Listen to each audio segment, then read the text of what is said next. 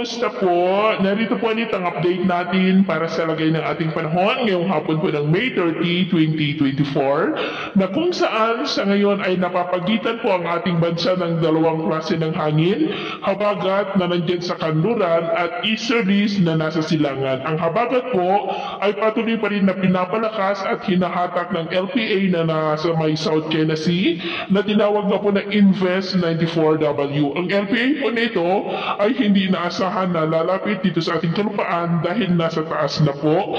At ito naman ay pinapakita ng forecast model natin pong ginagamit hanggang po sa susunod na 2 linggo. At sa lagay ng ating panahon ngayong hapon ay maulap ang kalangitan with isolated rains.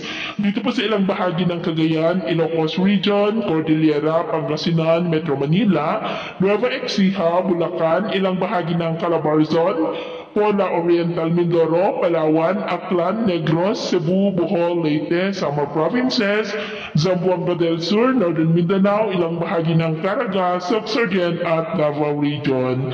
At mamayang gabi ay posible pa rin ang mga isolated rains sa ilang bahagi po ng ating bansa kaya mag-ingat pa rin po tayo sa posibleng banta pa rin ng mga pagbaha at pagguho ng lupa.